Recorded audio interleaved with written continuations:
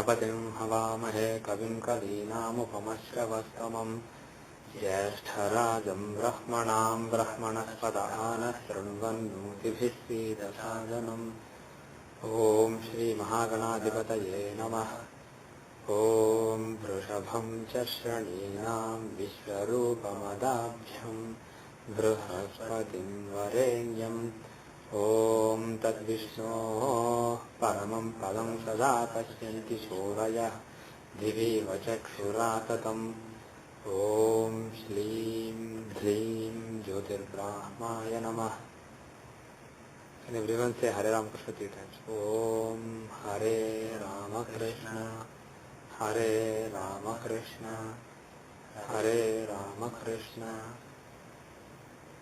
And everyone say Om Parasharaya Namah 3 times. Om Parasharaya Namah, Om Parasharaya Namah, Om Parasharaya Namah. Om Ghanissurya Aditya 3 times. Om Ghanissurya Aditya, Om Ghanissurya Aditya, Om Ghanissurya Aditya, Om Ghanissurya Aditya, Om.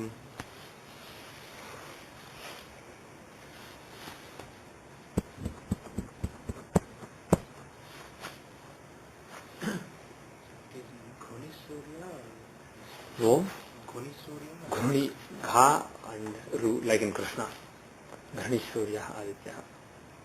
South Indians will pronounce it as Ghani, North Indians will pronounce it as Ghani, but the correct pronunciation, correct is neither Ghu nor Ghri. It is Om Ghani Surya Aditya. What is the meaning? Ghru. Ghruни means, the word Ghru means one that shines and burns. So Ghani is the one who is very radiant and who burns, who shines. Gautam came from the same thing, the burnt one. You basically take butter, you fully, completely, you heat it and then you get the radiant ghee.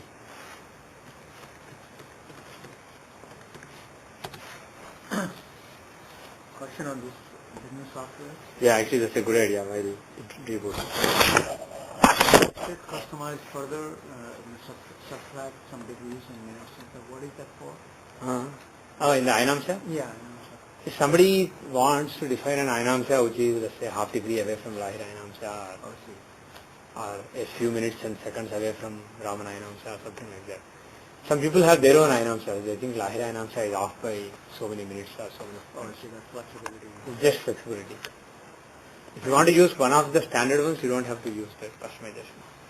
I was asking, when you take individual shot, do we need to analyze find the Vimsotri Dasha of the chart also, or just Vimsotri Dasha of the Rashi? I am taking Vimsotri Dasha of each divisional chart. When I want to see career, I am seeing the moon in the Dashamsha and starting the Vimsotri Dasha from him, and so on. When I am judging Rashi, I am seeing in the Rashi chart. Okay. So whichever chart I am judging, I am finding the divisional Vimsotri Dasha there. First time when I updated the Jyothishya, I saw your mail, but I couldn't make sense of it. I just there was left a it. particular problem that I've observed. The thing was, I went into Dasas, Charadasa, I clicked on options. On my younger brother's computer, it opened up a divisional chart pop-up. Okay. On my laptop, it did not do it. What operating system you have? The same. The only possibility is, see, in the morning when I uploaded it, it didn't have that option button enabled.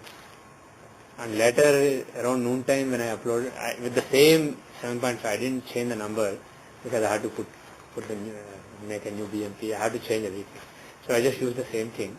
I uploaded another one. So bottom line is, if you don't see the options button, when you click on the options button, if you don't see the divisional chart dialog box, you have the older one. You downloaded earlier. Just go to the website again, download JH update, and then you'll be all set. That fixed it. Yeah.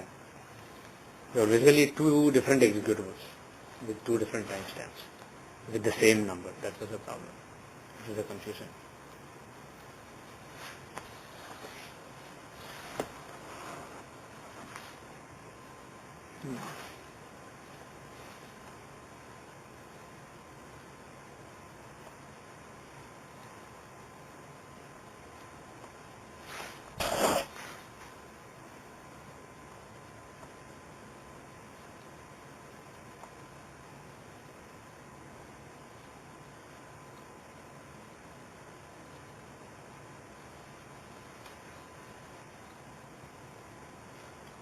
Okay, let us start. So, you agree on which chart to see? Nobody has that. Nobody has any chart to see? Okay. I have a chart. Yeah.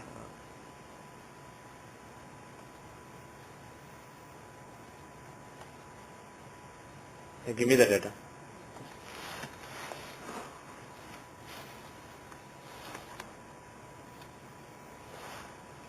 August 18, August 18, 1989, 1989. Wilmington, Delaware. Time 11:37 p.m. 11:37 p.m. Okay. Where? Wilmington, Delaware.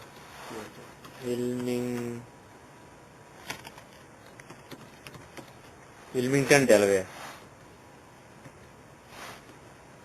Okay. Male or female? Male. Okay. How should I save it? Save it as a Tarun. Huh? Tarun. Tarun.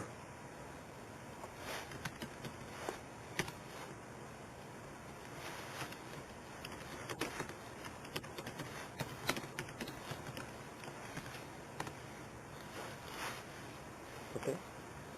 It's related with education. Okay, 1 second.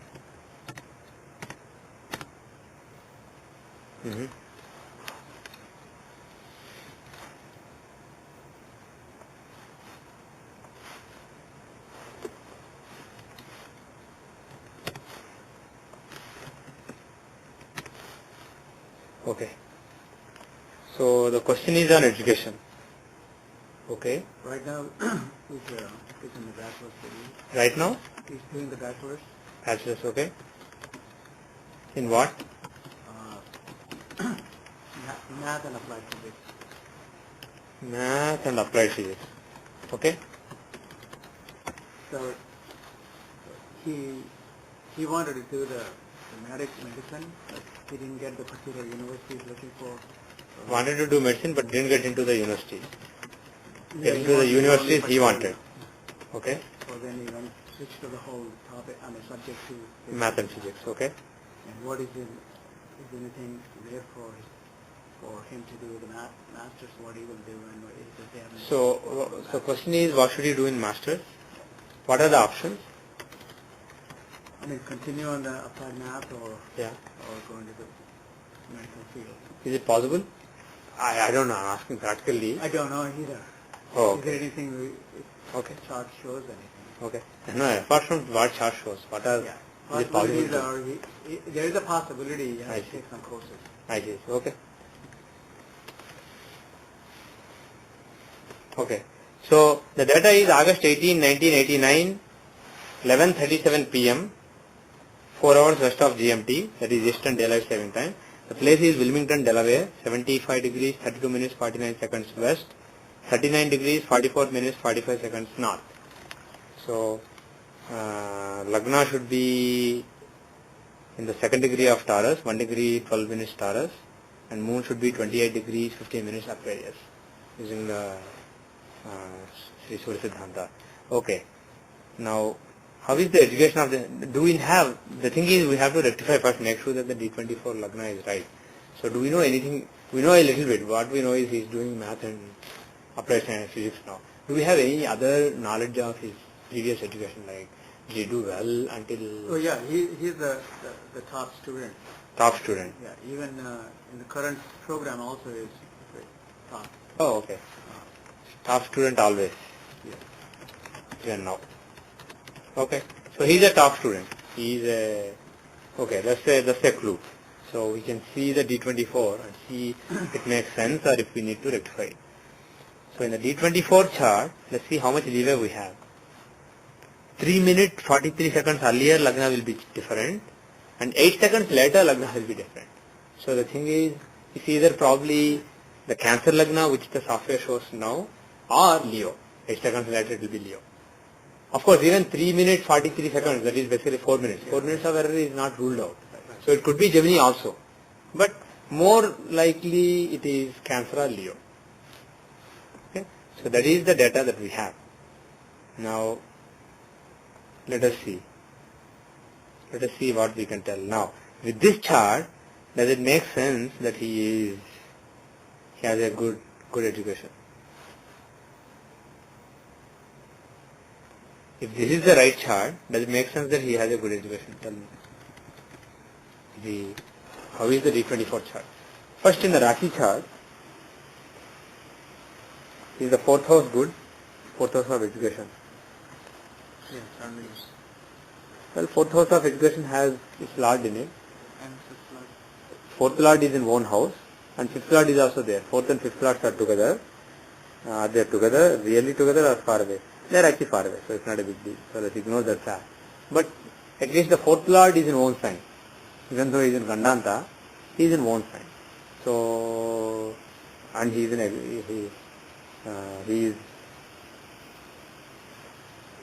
with Ketu. Actually, Ketu is very close. There is a negative also. The sun joins enemy Ketu very closely. If you see the degrees, Ketu is like a couple of degrees away from sun. Whereas Mars and Mercury are away from him. Who he likes, he has no problem with Mars. Mars is a friend. Mercury is also almost like a friend. Ketu is an enemy, but Ketu is the one who is closer. So there is affliction. So fourth lord does have an affliction, but he is in one sign at least. So overall education is fine from the as far as you can tell in the Rashi chart. Now looking at the D24 chart. How is the D24 chart? Lagna lord is in the 12th house with the 12th lord. Does it make sense? Does it show somebody who has good education and who's smart? Lagna lord is basically, Lagna and Lagna lord are keys, right? So Lagna lord being in the 12th house, even though he is with the 12th lord, he is with a planet who is strong basically. Mercury is strong, 12th house is strong, but Lagna lord being placed there, is it good or bad? It's not really a great combination, right? And moreover, Mercury is an enemy of Moon. So Lagna lord is in an inimical sign in the 12th house, which is not a good yoga. Similarly, Lagna lord and 12th lord being together is not a good yoga, it's a good yoga. So Lagna is not really that strong. Who is aspecting Lagna? Well, Venus has an aspect on Lagna in D24, right? And is Venus aspect good? Well, he is the 4th and 11th lord. He is basically a functional malefic in the chart. Good thing is he is the lord of the 4th house of education, overall education. But he being a functional malefic, his aspect on Lagna is not really that great. So the chart is not really that auspicious, right? Even a 9th lord placement in 11th. 9th lord placement in 11th. Is that good or bad? No, it's good, but he's not friendly house. He is not in friendly house, but that is actually bad. That's a good placement. Any lord in the 11th house is good for that lord. Especially if you open the BPHS that we were seeing earlier, and if you see the result given by Parashara for 9th lord in the 11th house, he will give some good results there. So that is a good combination. Only thing is, because he is in an inimical sign like you said, the result of that good combination will be very feeble. It will not be strong. That's all. But it's not something that we can say is bad. What else? The 5th house is an important house to see education. To see how smart the person is, scholarship of the person, the knowledge of the person. So 5th house contains Rahu and Ketu. Ketu there is good. He is exalted in one sign. That is good. But Rahu is the 8th lord. So 8th lord is there. 8th lord is affecting the 5th house. So overall there are some drawbacks. The chart doesn't really look that good.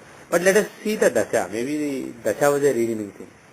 So if you look at the dasha that was running, when was he born? 89. So the first dasha, I am looking at the D24 Vinchoti dasha based on moon. I am using 360 years. So the dasha of Rahu was running till 92 March. And that is irrelevant because he was just 3 years old. So let's ignore that. The dasha, the main dasha that was running during the basic education time was Jupiter dasha.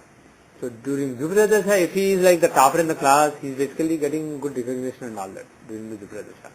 Does Jupiter show that? Well, 9th lord in the 11th house is good for fortune, but in terms of recognition, getting being the topper in your class, being recognized as a smart person, That's basically not either Lagna or fifth house have to be associated for that. But the thing is, he is aspecting the fifth house. So he is the ninth lord, he is aspecting the fifth house. So it is possible. It is possible that if this is the Lagna, during Jupiter Dasha, he will have good education. But Jupiter himself is also the sixth lord. Yes, of obstacles, right. Yeah. So he has sixth lord ownership as well as ninth lord ownership. So is he a functional benefic or malefic overall? According to Parashara's teaching, for Cancer Lagna, he is? He's a benefic. Why? He owns sixth and ninth. It's neutral. He is neutral. If it is eighth and a trine, right? Eighth basically is non-committal, but sixth house is a malefic house. So overall he is neutral. And if you say that ninth is dominating over sixth, maybe slightly benefic, but he's not really a benefic. When we noted it, sir, we noted it as an exception, saying that because he's a Karaka for the ninth house, he is benefic for Karkataka Lagna. Right. That's what we noted. Right. That's what Parashara taught. But the thing is, he's a weak benefic. He's not really a strong benefic. So, and he's in the Badhaka Sthana. That is the other thing. So, being in the Badhaka Sthana, being in an inimical sign, so because of all these factors, we can still say during the Jupiter Dasha, Jupiter Mahadasha, Recognition is possible. still some recognition is possible because he is the ninth lord, aspecting the fifth house and also aspecting the fifth lord. But the case is not really that strong. Let us consider the other possibility. Let us look at the other possibility. What is the other possibility? Leo. If you look at Leo, the Lagna, let us change the time by just 10 seconds is enough. So add 10 seconds to the birth time. Now, let me note down the original time. What is the time given? 23:37. What is the time? Oh, you added. Okay. So now how is the chart? Does it show somebody an achiever, like a smart person, or does it show average person? What does it show now? What is the modified picture? 10th Yeah? 10th lord in 10th house. Yeah? No, Okay. 11th lord in 11th house. Mm-hmm. And 8th lord in 10th house. Jupiter. Lagna lord is strong. Lagna is not being aspected by anybody fully. So let's look at the land is empty, it's not occupied by anybody. Look at the Lagna Lord. Lagna Lord is Sun. Right? Sun is in Virgo, and who is he with? Mars. With Mars. So Lagna Lord and Mars, ninth Lord are together. And moreover, Mars is your Karka. So Lagna Lord, ninth Lord being together, so that is a good combination. Right? And fifth house. How is the fifth Lord? The 10th house. Fifth Lord, Jupiter is in the 10th house. So Trine Lord associated with a quadrant is good. So he is well placed.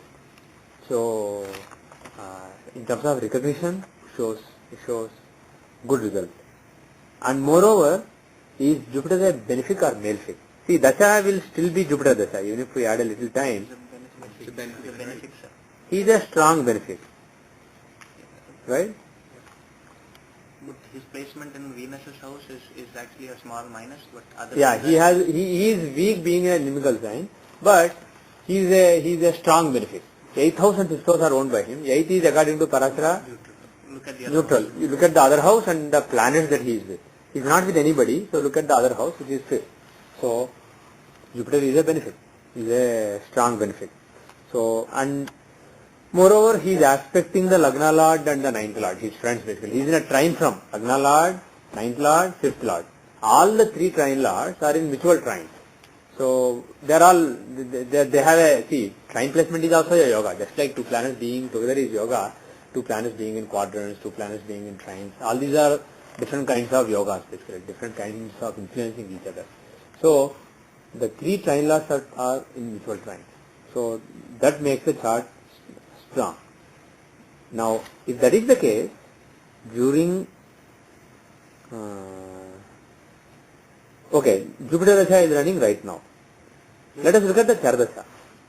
Jupiter is over. Yeah, it's over. But the thing is, for most of the basic education, Jupiter Dasha was running. Now Saturn Dasha is running. With either chart actually, Saturn Dasha is running. Now, during Saturn, there was a little bit of disappointment. He wanted to do medicine, but he had to go into something else. So there is some disappointment during the Saturn Dasha. Now, why? Well, he is a 6th and 7th lord, so he is basically a male field. But he is debilitated. A debilitated male field, but he is retrograde. So overall, he is not really that great. So overall, chart is good, but the Dasha that is running right now is not that good. Let us look at the Chardasha just before we close the case and say that this Lagna makes sense. Let's look at the Chardasha. So using the Leo Lagna first, if you use the Leo Lagna, how is the Chardasha? The first Dasha of Leo was running till 2000. Is it of D1 or D24? D24. We'll look at the D24 Siddhamsa Chardasha. Chardasha of Parashara. Go to Chardasha of Parashara, click on options, select D24.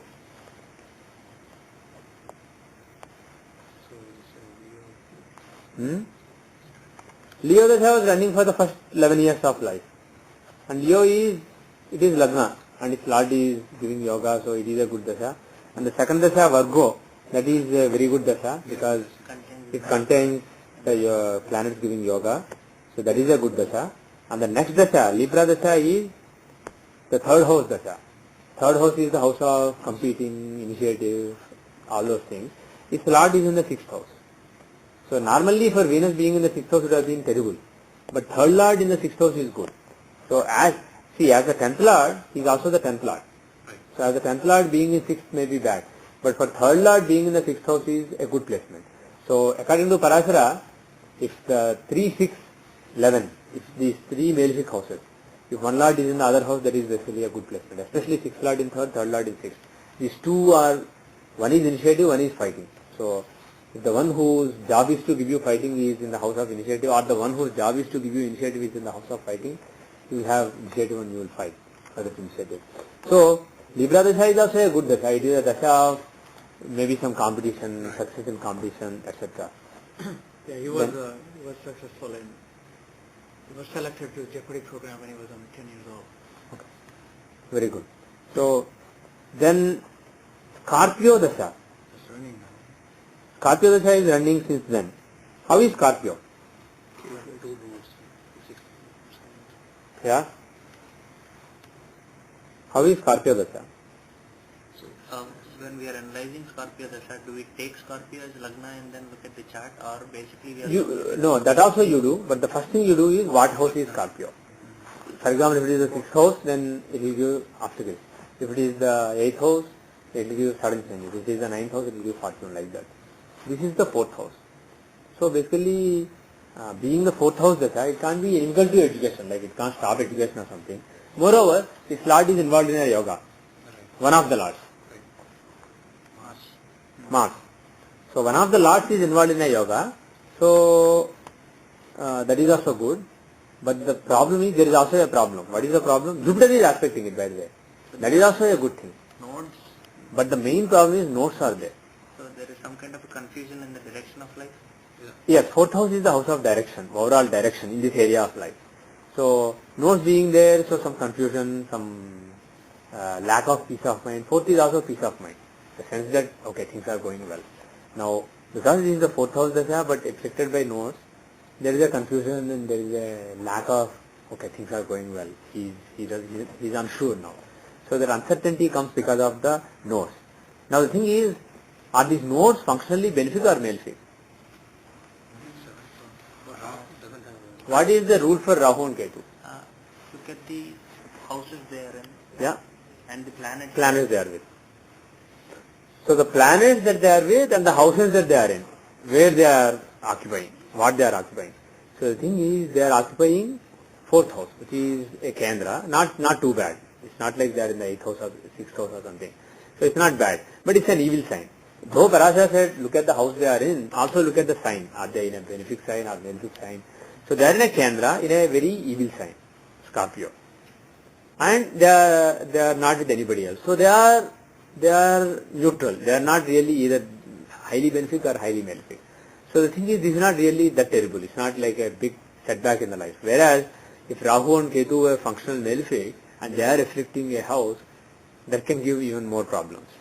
So overall reading is, during this period, during the Scorpio Dasha, there will be some confusion in life, but with the Lagna Lord being with the Lord of the sign being with Lagna Lord and giving a yoga, and Mars being a Yokaraka, it won't basically ruin his studies. He will study, but there will be some confusion. And this Dasha is running till 2016. So his bachelor's will be over by then, right? When did he go to bachelor's? This So he will go to masters and all that soon. Right. I see. Okay. Now the confusion is that 2007, that's where the admission got into. 2007. And that's where the confusion was. I see. Which area? 2007 when? August, June, July, when? Yeah, September, August he started this bachelor's degree, but he didn't get the other. So basically the setback of not getting admission was probably in the spring of 2007. Yeah, that's actually the beginning of Scorpio Dasha. Yeah, Scorpio Dasha had just started. 2006 he started. Yeah, that's the period. Right. It's in the starting Yeah, applying and everything. confusion. Yeah. Mhm. The Dakshana. Red left, right? But he's his own fourth house, right? And also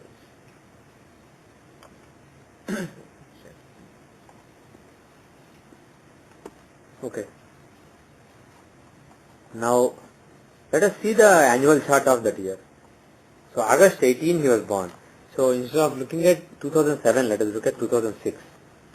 Because the results basically Have you seen the Tajika chart or? Tajika, yeah. Go to Tajika, the annual solar return chart.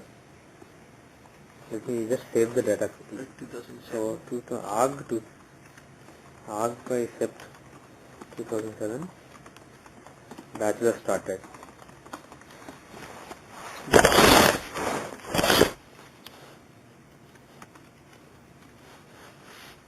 Okay. So how is that year's chart? Is it a year of disappointment or year of excitement? 6, sir. 2006. 2006. Because before 2007 birthday, around the birthday time he probably went to university. But the results were probably a few months earlier. So it was before August 18, August 19. So the Sadhika chart will be cast on 2006 August 19 at 9:11 a.m. Right? So We are seeing D1 or D24? D24. D24, same thing. So how is D24 during this year?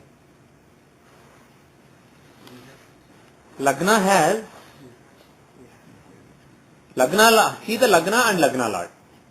If the year caused some disappointment, considerable disappointment in the field of education, D24 should show some serious affliction. So Lagna contains Guru Chandala Yoga. Yeah. Lagna contains Guru Chandala Yoga. That is one thing, right? But the thing is, you can also justify saying Guru is the fifth lord, Ketu is the Lagna lord, Rahu is the fourth lord. So it's basically a yoga between Lagna lord, fourth lord and fifth lord, right? So it is a yoga, but the thing is, this is a yoga between Jupiter and North. See, for example, for Dharma Karmadvat yoga, Jupiter, Parashara says, for Gemini Lagna, the yoga between Jupiter and Saturn is not a Raj Yoga. Like that he said for so many, when we were looking at the Yogaraka chapter, he said that for so many cases, right? So bottom line is, when there is if you strictly go by Parashara's guidelines, he didn't cover Rahu Ketu, but he covered Jupiter Saturn. Because Jupiter and Saturn are not great friends, any Rajoga given by them is not really a great Rajoga according to him. They don't give yoga, he said actually, for Gemini Lagna. So similarly, in this case, Jupiter and Rahu being enemies, and moreover Jupiter is with them where Ketu is in one sign basically, exalted. So he is not really well placed there. Rahu is comfortable being in Ketu's house. So Jupiter there is not really that comfortable. So the yoga given by them, even though it may seem like yoga, this is not really a good yoga. This won't really give the results. But the thing is, because Lagna Lord and Fifth Lord are together, It's not like his education stopped or something, but he had to, there was a big setback and he had to go for something other than what he wanted. And other Lagna Lord is with yes, that's the other thing. Apart from Lagna, look at the Lagna Lord. Who's the Lagna Lord? Ketu, because he's in that sign, he doesn't count as the Lagna Lord. The stronger Lagna Lord is the one who's away from there. Mars. Is he well placed? Because if he was well placed, she could have rescued, because he is a friend of Jupiter. If he was well placed, things could have been better. But unfortunately, he is also, he is in an inimical sign. He is in a quadrant, which is not bad at all. For Lagna Lord to be in a quadrant is not bad. But the bad news is he is in an inimical sign, so he is not strong. And he is afflicted by 8th Lord. 8th Lord Mercury. Even though there is distance between them, he is afflicted by the 8th Lord. And the 11th Lord. And the 11th Lord. 11th Lord and Lagna Lord together is not really bad. But the thing is, bottom line is, he is a male figure. Lagna Lord, 8th Lord combination is known as Duryoga. And it's not it's the opposite of Rajoga. And he is a functional male figure.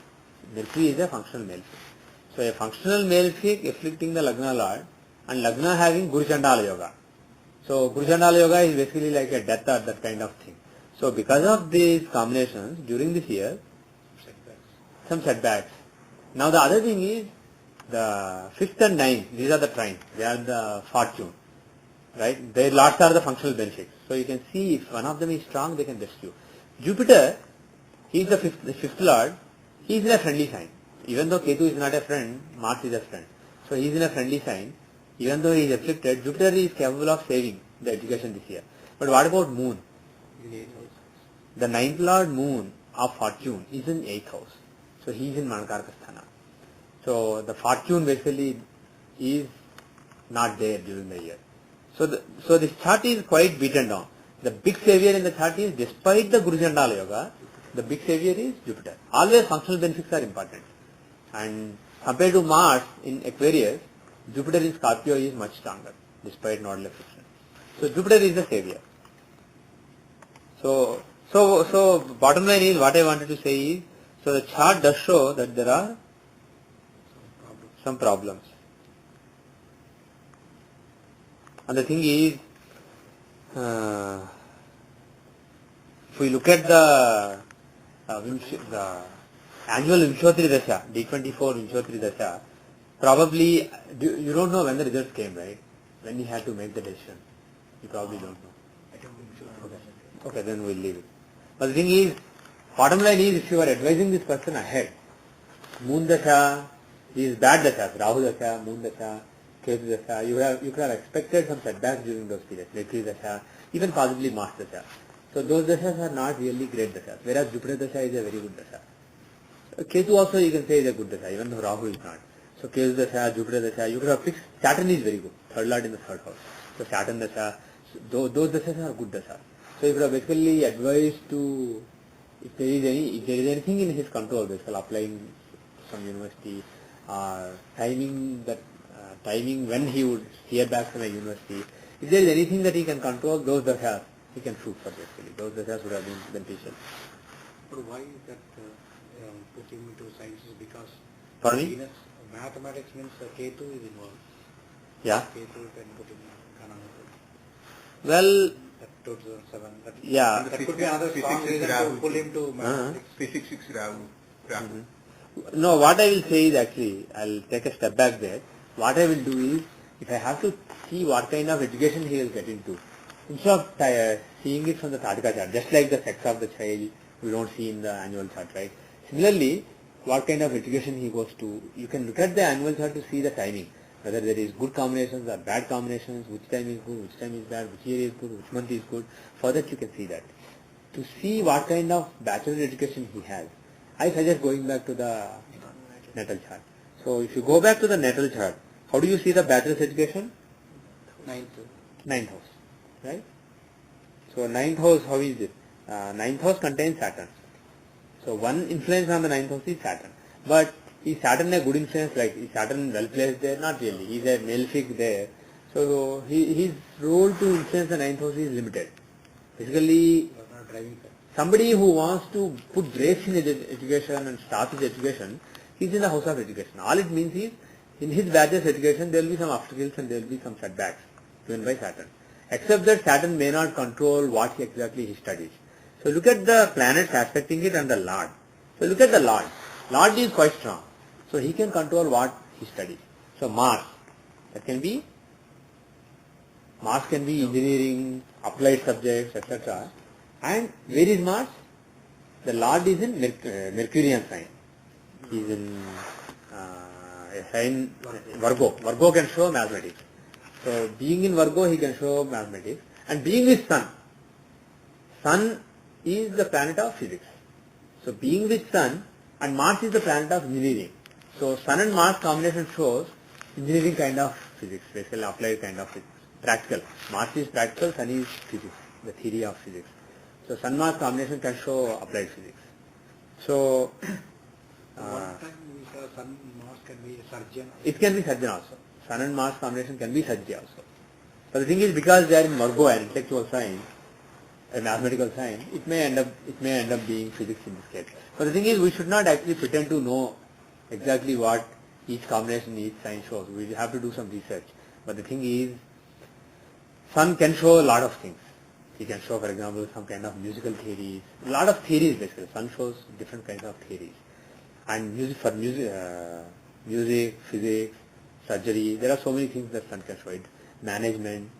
So many things are possible. But definitely, Sun and Mars combination in Virgo can show applied physics. Now, how is the main question is masters. Second house. You see from the second house. There is a link between ninth and second. Yeah, ninth lord is in the second house. So very likely whatever he studies for the masters, he will be bachelor's, he will end up continuing that in the masters, and there is a link between the ninth and second. That is one thing. And the other thing is, the lord of that house also can be seen. Apart from occupants of the second house, to see master's education, you see the lord of second house. Where is he? He is in own sign. He is very strong. So when the lord of a sign is very strong, he can actually dominate over these people. And what does Mercury show? Mathematics, accounting, so many things, but most likely mathematics. And it's involved in the yoga, second lord in 11th house. Second lord in 11th house, which is a good yoga. So overall, my feeling is, even though Sun-Mars combination can make somebody a surgeon, there is a chance of that. Them being in a Mercurian sign and Mercury being so strong, it is basically taking in the Mercurian direction rather than the Martian direction. If Sun and Mars were in Virgo with Mars dominating, it could have been surgery. But Sun and Mars being in Virgo with Mercury dominating, because compared to them, compared to the Rajoga givers, their dispositor is the strongest planet in this chart. In terms of just strength, exaltation, like that. So, my gut feeling is he will actually continue in the applied physics, math kind of field. It may become he may become even more mathematical, more theoretical basically during the Mercury period, because Mercury is more theoretical compared to Mars, who is more practical. So, more theory, more mathematics is possible.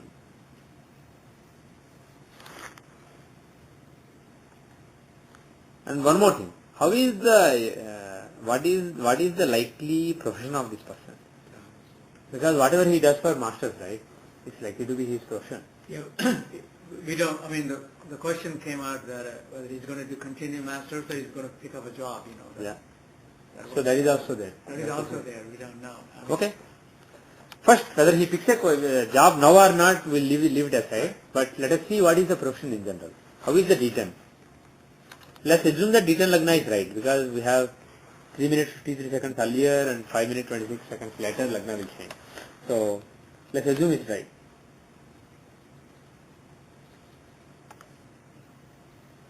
What is the likely profession? Tell me.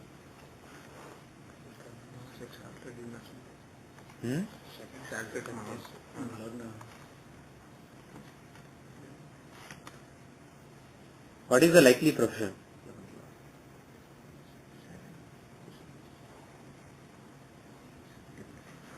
Yeah, 8th house, Sun. Sun house. Second, So, sixth, pushing and research. Mm-hmm. Research. Theoretical research. His point is, forget about 10th house, 6th house, the Arthur Trikona. He's just looking at strong planets in the chart. Right? That's what he's doing. So Sun stands out. He's in one sign. Mars is exalted. Right, Mars is exalted in Lagna. So exalted Mars in Lagna and 8th Lord Sun in 8th house. If you look at them, Mars will show some kind of leadership. Exalted Mars in Lagna will show some kind of leadership. And Sun, exalted in the 8th house, will show dominant 8th house. 8th house can be research and working hard. So it can show some kind of research. But let's go back to the main houses of education, of career. What is the main house? 10th house. 10th house. Who is the 10th Lord? Venus. Venus. So 10th Lord, Venus is in the 7th house. 7th house shows interactions.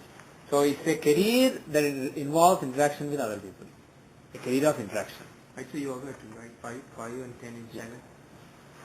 Yokarka, he is a Yokarka and he is in a quadrant, well placed in a quadrant.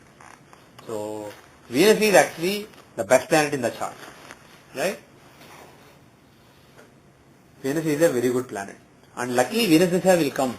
Venus Dasha will run. As per D10 Vimshatri Dasha, Venus Dasha will run for most of his early career. 2018, when he will be like barely 30 years old, 29 years old, then Venus Dasha will start. And it will run for 20 years. So from the age of 30 till 50, he is running the Yokarka's Dasha in the Vimshatri Dasha. So what can you tell? Well, he will be very successful. Till 2018, things may be a little slow, but since from 2018, his career will be very smooth. So first of all, he will have a good career. Now secondly, what career can be given by Venus? Yeah, Venus can give some kind of management. And what else? In the moon sign. Yeah. Moon. Venus can be. What Amsha is Venus in? He is in Ishana's Dashamsha. Dashamsha owned by Ishana. Ishana is very auspicious form of Shiva. So it's basically, How do you see that? go to the basics, upper tab, Amsha ruler, bottom tab, get the pop-up menu, select Dashamsha D10. You got it? Yeah. Okay. So Venus, if you look, he is in Ishana's Dashamsha.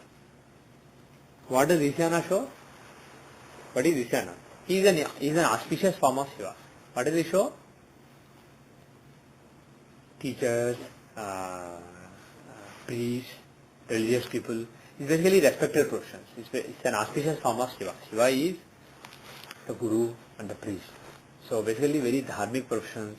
So teaching, education, priest, religion, spirituality, that kind of professions are shown by Venus. And what else? What else is in the chart?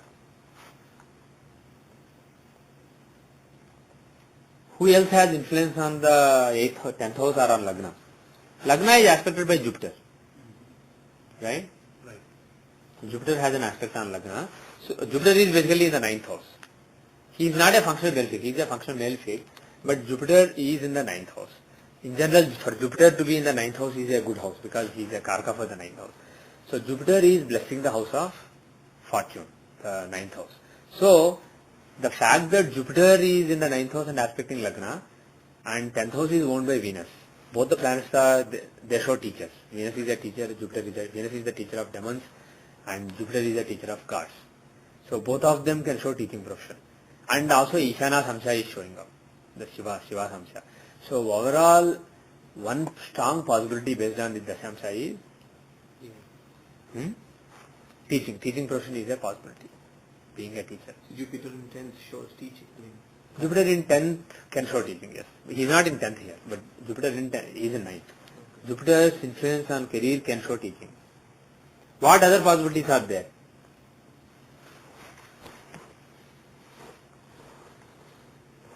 Venus in the Yeah. service or something. Venus is? Venus in Cancer can show some healing and Venus moon combination. Yeah. Venus in a lunar sign can show healing, yes.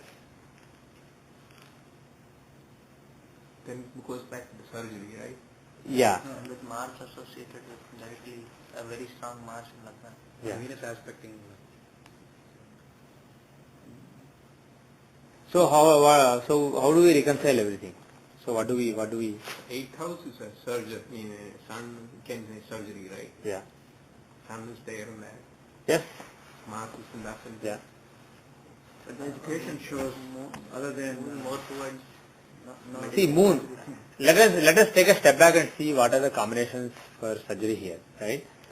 First of all, the 10th Lord Venus is in a lunar sign aspected by Mars, and a strong Mars is in Lagna, and Moon, the dispositor of the 10th Lord, he is in Scorpio. He is in a Martian sign.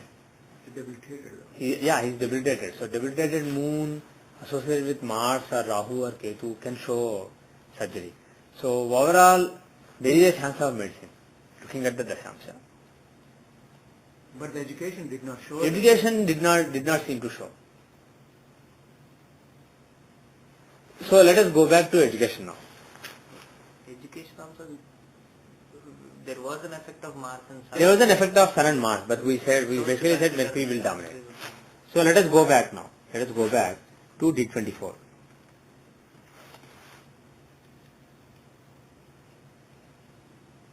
So are dashas capable of, what are the dashas running now? Are dashas capable of affecting, what are the dashas running? This is T24 the sir. Yeah. D24, Vimshotri and Chardasha.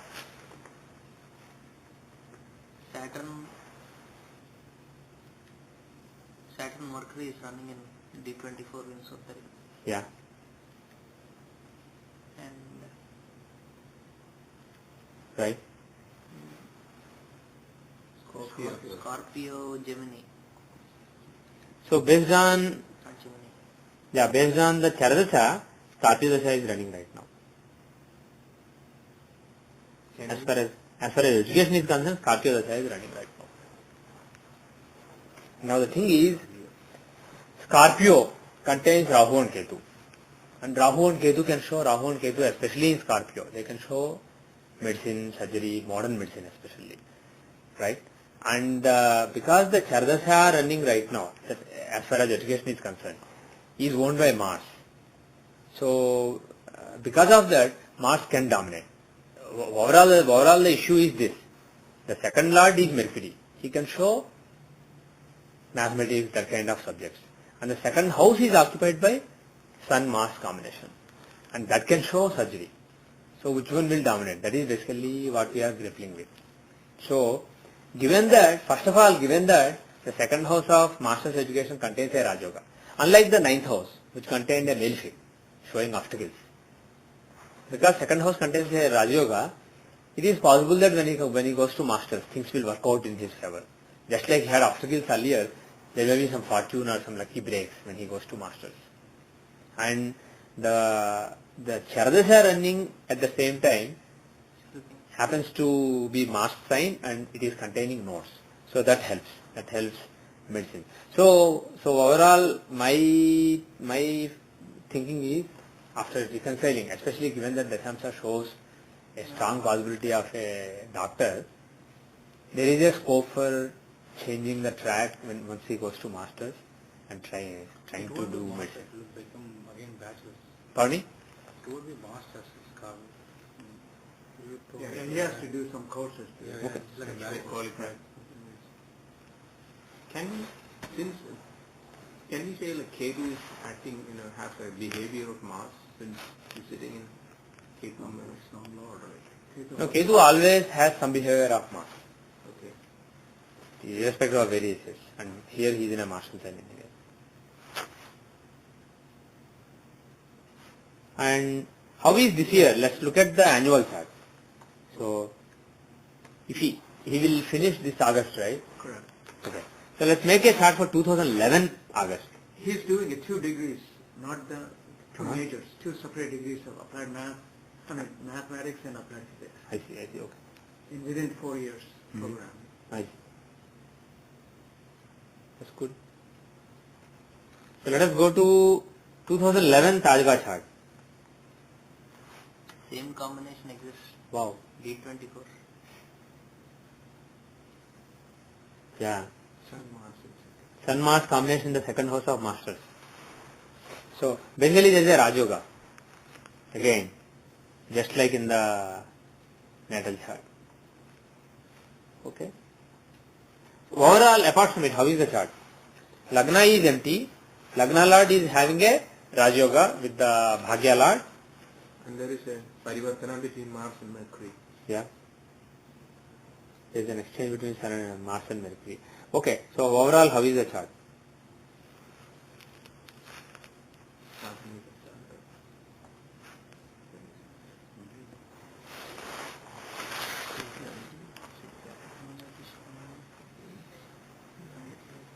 Is Saturn-Jupiter combination in the third house good or bad?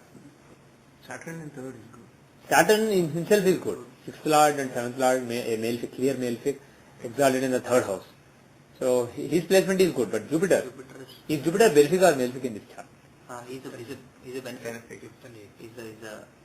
benefic or malefic? No. Think a little more and tell me. He wants 5th and 8th houses. Strictly apply Parashara. 5th house, benefic. 8th house, go by the other house and the planet he is with. The other house is 5th, benefic. But the planet he is with is exalted Saturn, who is a clear malefic. So being with a malefic, 8th lord becomes also malefic. And it's right? not in a friendly sign. Yeah, but that we don't need to see for functional nature. Okay. Only who he is with and what other sign he wants, what other house he wants. So on the account of other house owned by him, he is a benefic. On account of who he is with, he is a malefic. So overall, as the 8th lord, he is neutral. And as the 5th lord, he is benefic. So overall, Jupiter is mildly benefic. He is half benefic. He is moderately benefic. He is not strong benefic. So that is the conclusion for Jupiter. So a mildly benefic planet is in the third house. That's not good. It is He is in Manakarka Sthana. He is an inimical sign also. So Jupiter is very badly placed in this chart. Saturn is very strong. So Sun, Mars and Saturn are good planets. But how is the fourth house of direction?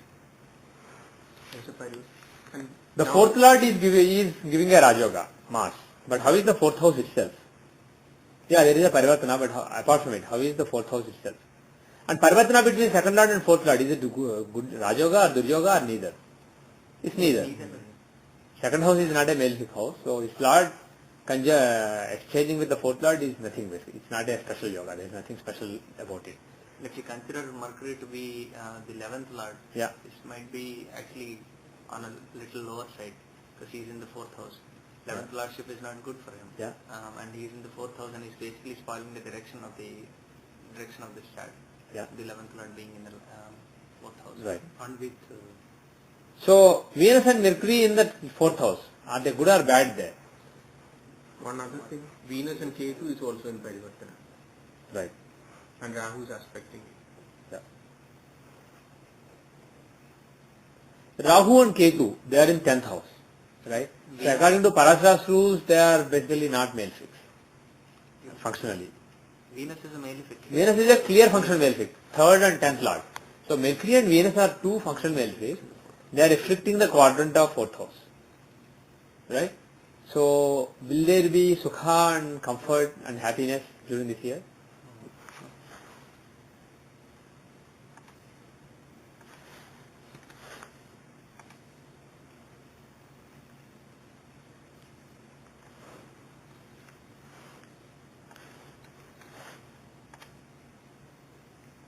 Yeah, so what do you think?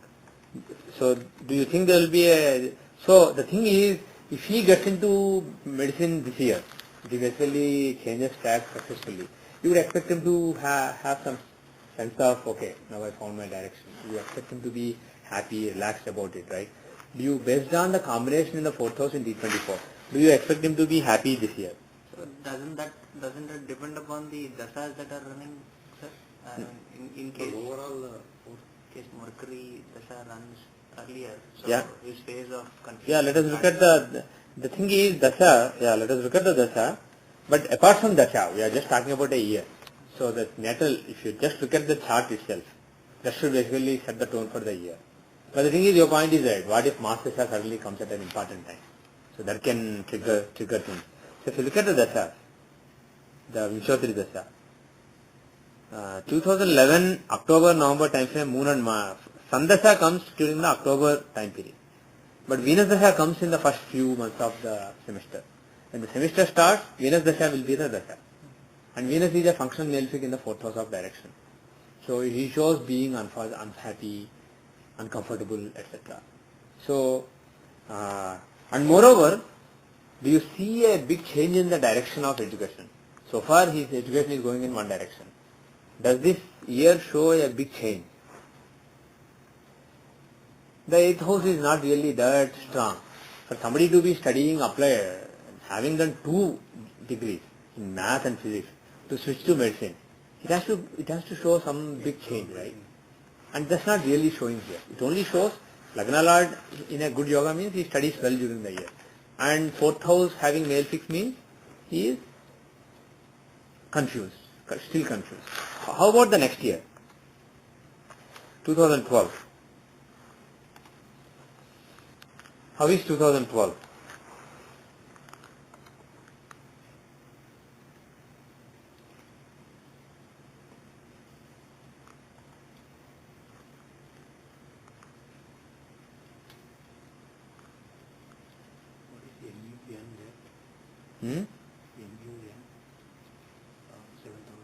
Munta.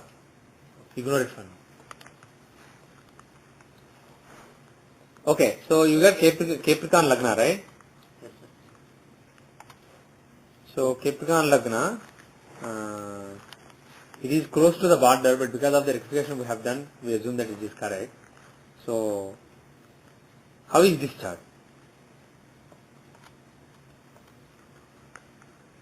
Load in 9,000. 9th load in astrology.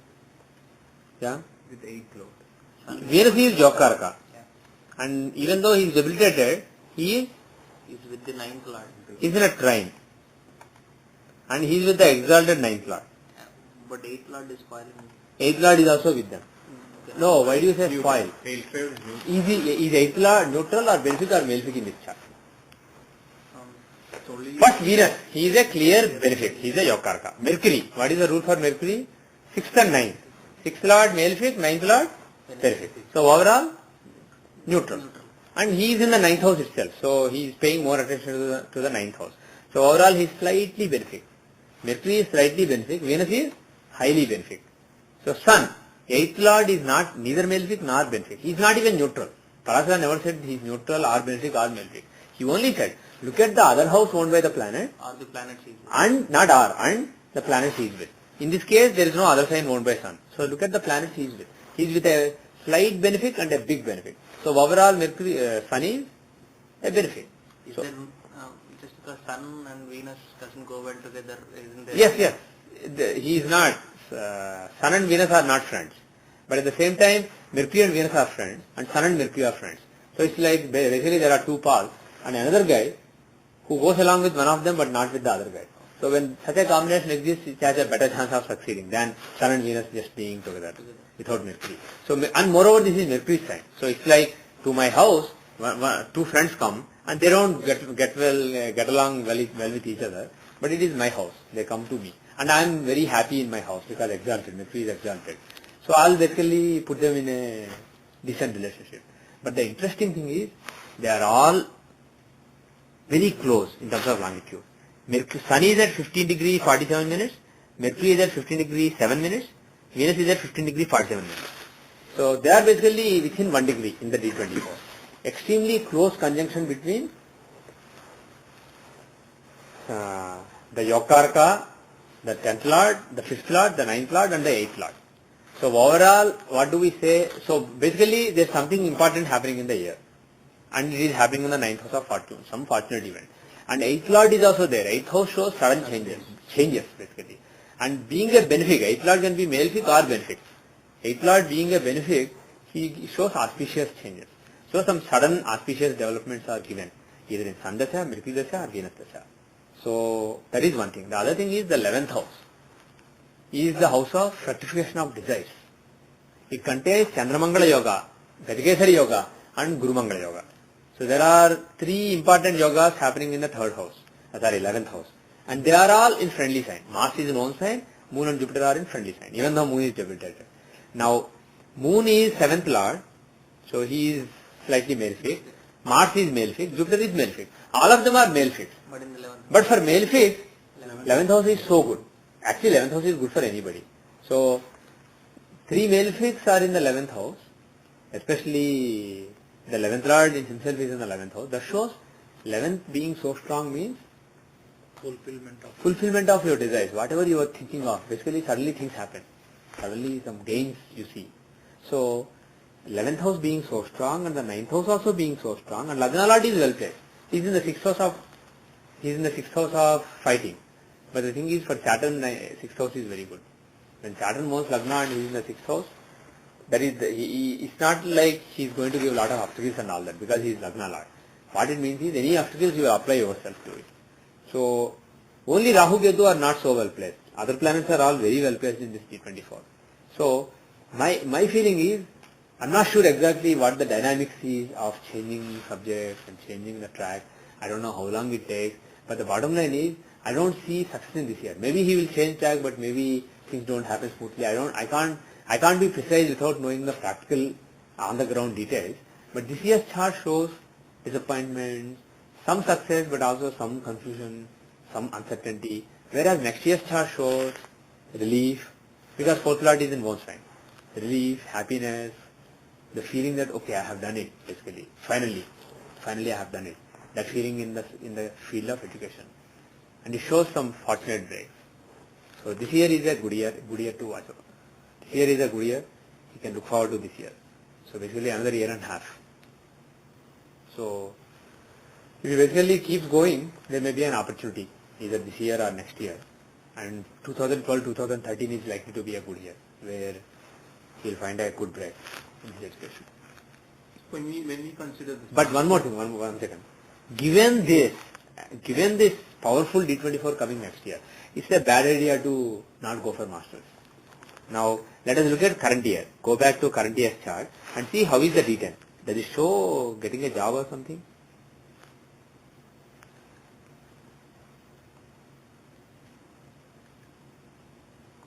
How is this year?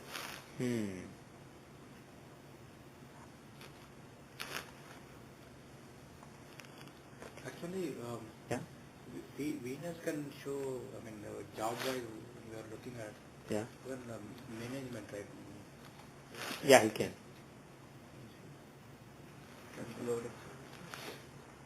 But looking at all the factors, Venus being aspected by Mars, Venus dispositive Moon debilitated in Scorpio, look at all the factors. Looking at all the factors, there is a good chance for medicine. Yeah.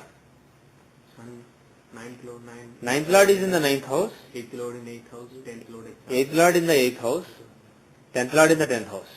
And 10th lord exalted, 6th lord debilitated, which is Jai Yoga.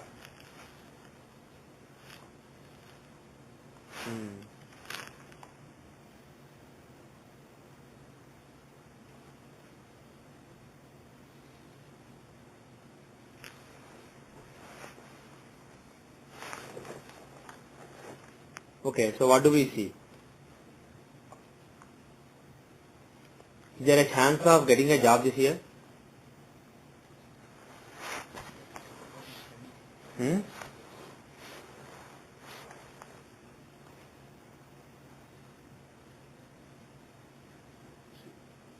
there a chance of getting a job this year? Joining a job this year?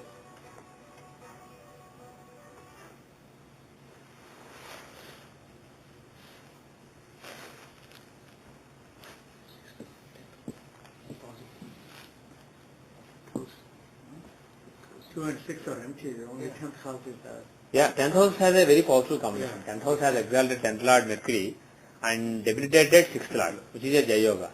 So 6th lord debilitated in the 10th, 10th lord exalted in the 10th. That is a very good combination. 9th house is very powerful. The only drawbacks are the 5th house of recognition, 5th house of Porpunja contains Rahu, it is blocking it. Rahu is the 3rd lord. So that is one thing. And the other thing is, the 5th lord Mars is in the 12th house with Saturn, with a malefic Saturn. Mars is a benefic, but he is in one sign. That wouldn't have been bad, but he is afflicted by Saturn, right? So Mars is afflicted by Saturn. 5th lord is afflicted by Saturn. So there is a chance that he may get an opportunity, but he may reject it, because the Lord of the house of opportunity, 4th, 5th house, is in the house of rejection, 12th house, with Saturn, the planet of rejection. So he may get an opportunity, but he may reject it. But the biggest temptation will be in the Mercury Dasha. When is Mercury Dasha coming? August 22, October 11. So that is a Dasha when he will have to start his next education. So at that time, Mercury Dasha is running, as per D10 Vimshottari Dasha.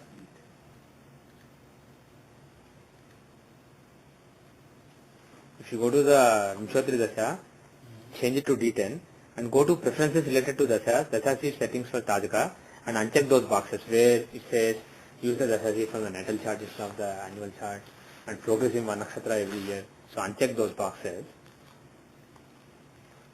Then you will see the Vimshottari Dasha of D10. It should start from Saturn Dasha because Moon is in Pushimi Nakshatra. He is in Cancer in D10. So Mercury Dasha will run from August 20 to October 11, 2011.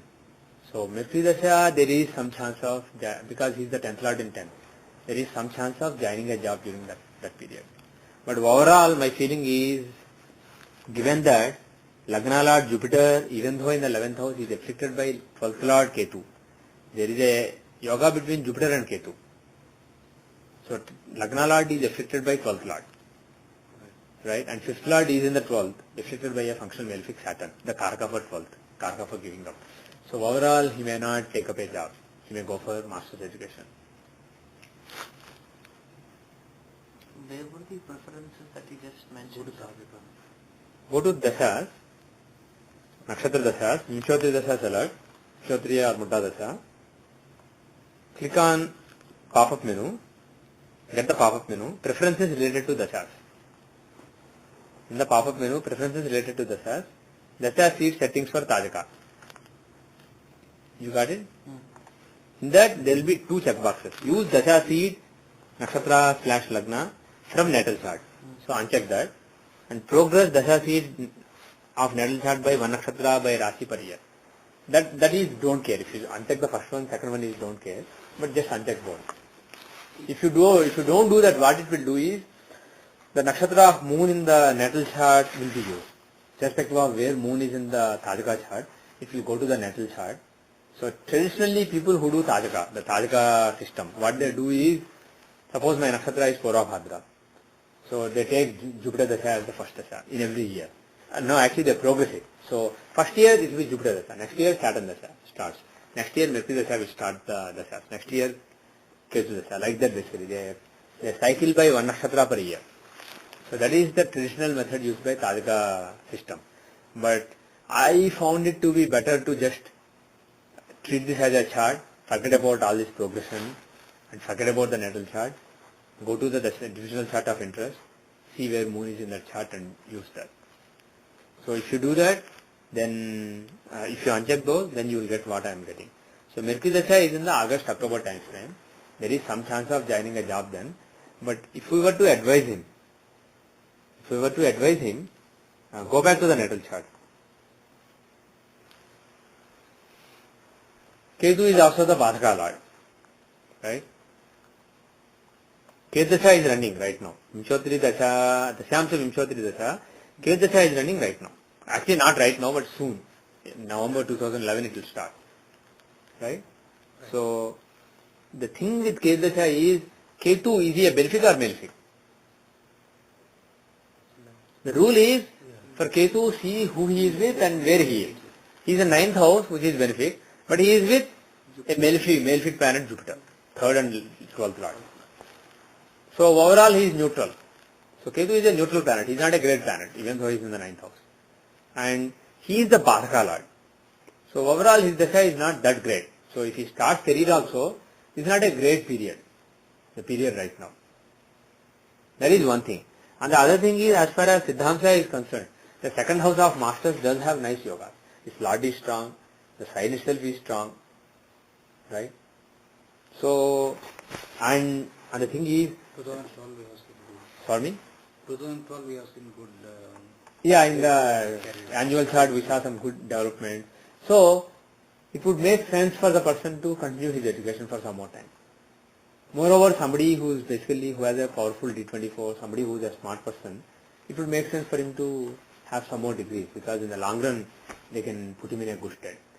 So it's a good idea to go for masters and also keep eyes open for an opportunity to do something that he likes, like medicine.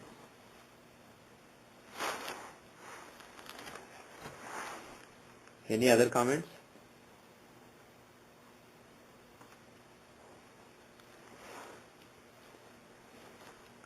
Little tricky chart. Mm-hmm. Right.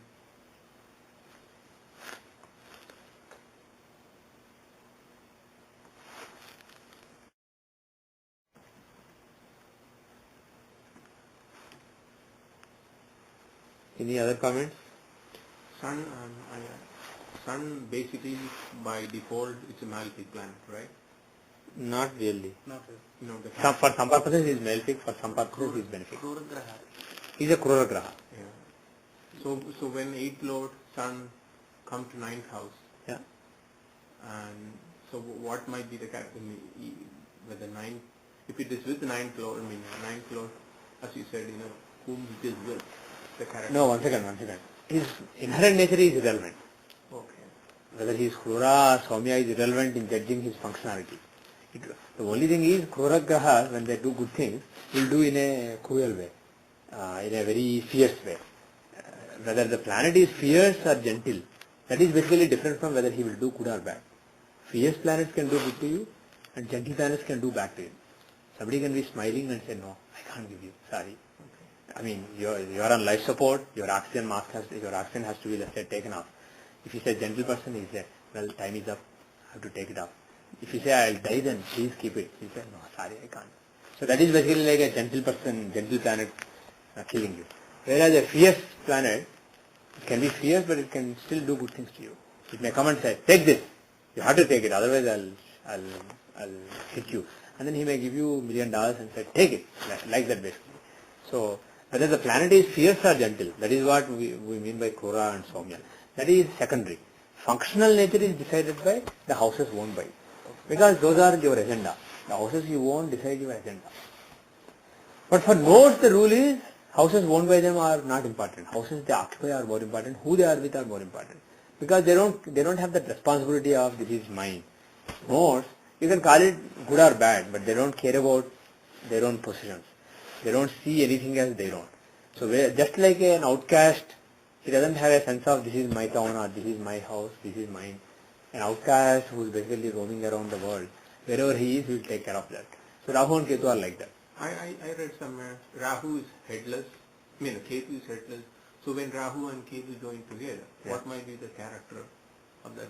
Is it going to give some other character? Or? No, forget about Rahu Ketu joining together. In some charts they are always together, in some charts they are always opposite. So it means nothing.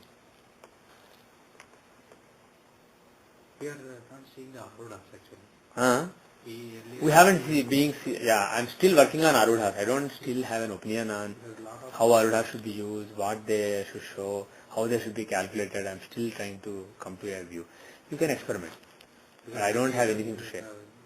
Society, when it comes to detail, right? Yeah. Like it's such a drastic decision between. Yeah, I know.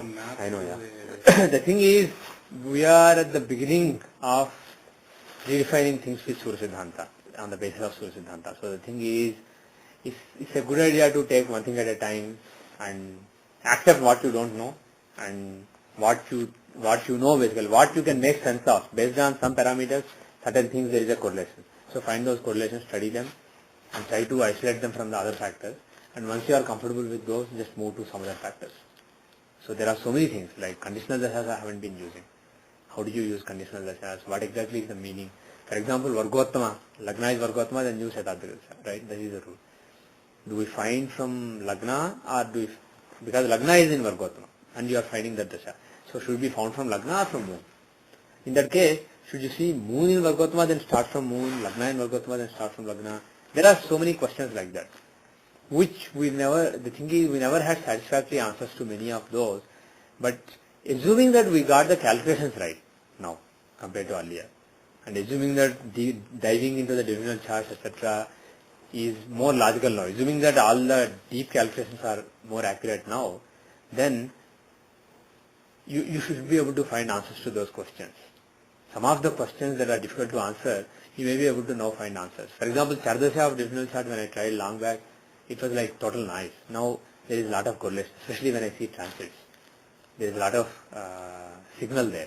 So when you are finding some signal, you can basically try to first understand one signal and then try to look at other factors. So Arudhas, Charakarakas, conditional dashas, and the most important of them all. I haven't started even looking at it, but it will be really important. Ashtakavarka. Because Parashara said, Kali Yuga people are so dumb when there are so many factors they can't balance everything and come to a conclusion.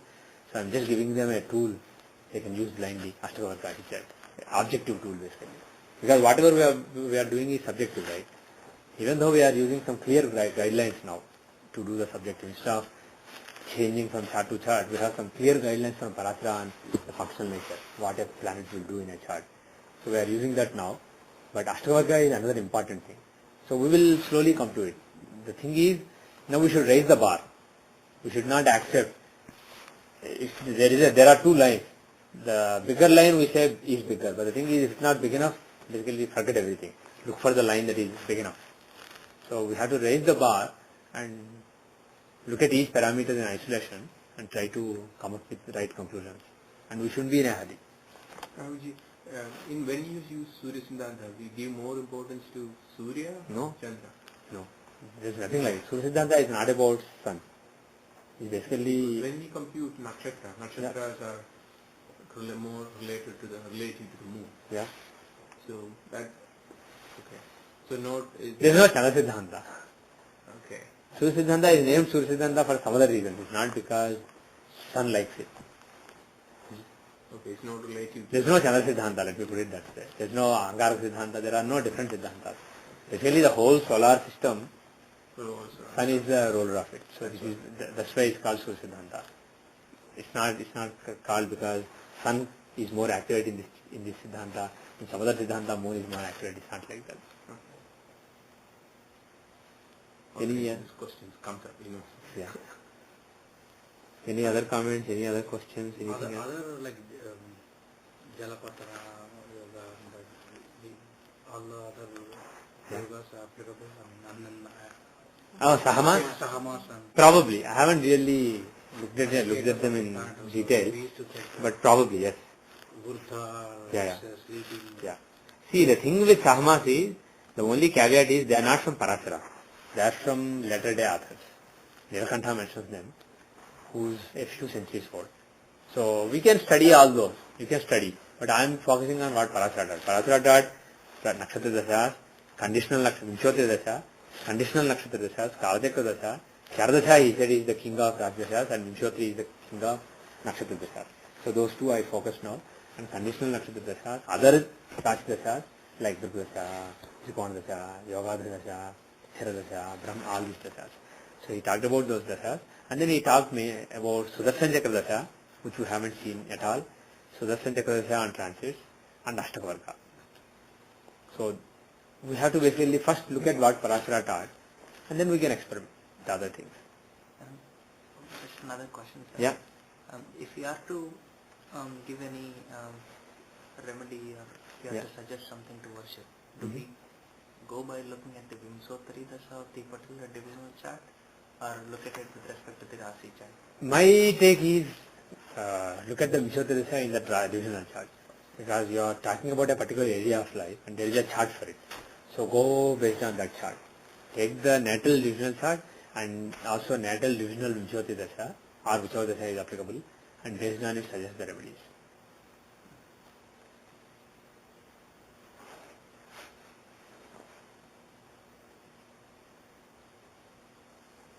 Any other comments? Do we have in the maleficness and goodness of the planet in any menu in there? No, right? No. Because those rules are, I haven't quoted those rules yet. And I'm not sure if I will. So in this case, we have to propitiate to change this Yeah. fulfillment and Mars and Sun. Okay, let's go back to the chart. So, career or education? Right now, this aim is to get into the medicine. Yeah. This desire is to go. Okay, so let's see the D24, right? So what is the Dasha running right now?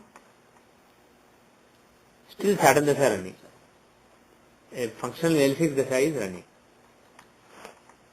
which is causing problems to his education. And moreover, so Saturn is, which planet, which deity can be propitiated for Saturn? Vishnu. Now, Mercury is a strong planet in this chart. He is the 11th lord in the 11th house, showing fulfillment of desires. And he is the second lord. So, second lord in the 11th house or 11th house. So, that can show fulfillment of desires leading to during the master's program, for example. So, that also is shown by Mercury. So, Saturn Dasha and Mercury is a key planet. So, either way, the best is Vishnu. So, the propitiation you can suggest is Vishnu Sahasranam Statva, something relating to Vishnu.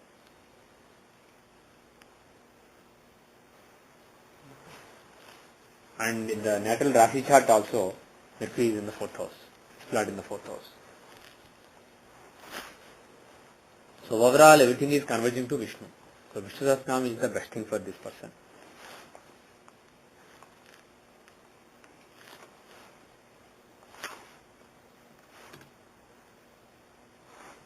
Now one more thing. Now the thing is, if divisional charts are basically in the same zodiac, and you have the concepts of divisional longitudes, and from them you are finding the Nishoti Dasha. When you are doing all this, it is also possible to do further divisional charts in divisional charts. For example, you take D24, see where Mars is in the D24. Suppose he gets so and so degree. Find Navamsha within that, or find Dashamsha within that. It is possible to do that, right? And in tradition this exists. This is not really finding any DN of any DM is basically new. It is like research. But in tradition, Navanavamsha, Dvadashamsa Navamsha, these things do exist. People take Dvadashamsa, take it as Rashi and find Dvadashamsa again. They take Dvadashamsa, take it as Rashi, find Navamsha in it again. Take Navamsha, take it as Rashi and find Navamsha in it again. These charts do exist in tradition, right? People have these charts and they use for specific purposes. So, and logically speaking, if you know where the planet is in a divisional chart, finding further divisional chart is not really illogical. So, one thing I found is you can actually, this is still work in progress, but you can click on a chart and select this one, subdivisional chart for research, DM by N. And then you can select the first chart is what is to be taken as Rashi chart, and the second one is the further division. So for example, let's say D24 by D9 here. So this is like the Navamsha corresponding to, if you take Siddhamsha as Rashi and analyze education, standalone analysis of education when you do that. See, normal way that most people use divisional charts today is like paying lip service to it. They say Rashi chart mostly shows things, and you see divisional chart just for confirmation. And when Rashi chart shows something and divisional chart shows something else, divisional chart cannot override. Rashi chart is the key. Like this people say, right? Even big astrologers who write books today, their take is that Rashi chart is the key chart. Divisional chart is just like a second fiddle. If you are a second fiddle, you may as well not be there. In other words, what I am trying to say is, if somebody says what is shown by Rashi chart cannot, what is not shown by Rashi chart cannot happen if divisional chart shows it, then what is the point of even having divisional chart? If Rashi chart is showing 90% of the thing and divisional chart is just for refinement, remaining 5% or 10% refinement, then it is as well not present. And it's not, logically speaking, we know that there are twins who have the same Rashi chart but so many differences. So you know that practically divisional charts have to be very crucial. And Parashara in every place, Parashara in the beginning he said, this divisional chart you use for this purpose and so on. So my personal opinion is, once you find the divisional chart, it is your Rashi chart, it is your key basically. Just as people do Rashi chart based analysis, you can do that kind of analysis. Taking that as your main chart, you can do all kinds of analysis with that. And if you find further Navamsha in it, it is basically like looking at Bhagya. Looking at the Bhagya corresponding to the fortune, corresponding to that area of life. Similarly, if you find Trimshyamsha in that chart, it is corresponding to the evils and misfortune relating to that area of life. So if you think about the father and mother. Yeah. And if you take it, so how do you separate father and mother from that chart? You can't separate father and mother. We don't know any way to separate father and mother from your chart. So you have a chart that shows your relation with parents, your happiness or unhappiness, or your life from the point of parental environment. So in that you can find Navamsha, Trimsamsha, etc. and say the fortune with respect to it, the evils with respect to it, and so on. But for that, birth time has to be more accurate, right? We are subdividing. Yeah. Suppose I take D24 by D9, right? So actually let's do it. Make the chart, see Lagna, click on Lagna and see what is the time period. In this chart, when will Lagna change? 2 seconds earlier. 2 seconds earlier Lagna will change, 24 seconds later it will change. So there is no way, I mean, assuming that all this research is actually genuine, you could use that for really precise rectifications later on, in future, maybe 10 years later. Right? You can say, oh, this period, this happened, this break happened in career, or this period, setback happened. So you could basically be doing very precise things. But let us not do that now. It will be stupid to actually, when this Lagna is changing every 26 seconds, it will be stupid to actually use this. So, what I suggest is forget Lagna. Don't use Lagna. Even though I am not saying it is useless, but because we are not confident of it, we won't use it. But planets, let us click on Jupiter for example. How soon Jupiter will change in this chart? Because it will be software will show it. So in D24/D9, 12 hours earlier he will change sign and 5 hours 50 minutes later he will change. So there is a reasonable window, you understand? Only in a rare case he will be on a border, like he is changing in the next 10 seconds or next 1 minute. Even take, How did you get that? go to Siddhanta Navamsha, I made D24 by D9, click on Jupiter. Okay. Just like you do in the other chart, right? Click on Jupiter. When will Jupiter change sign in this chart? There is no... After the chart choices it will be there. Okay. You see, when will Jupiter change sign in D24 by Navamsha? You see it? 1/3 down, you can go. So around last 1/3. It is under the subdivisional chart selection. You find it? Yeah. Above planets in Mangarasthana. So if you click it, it will give you the times for this chart.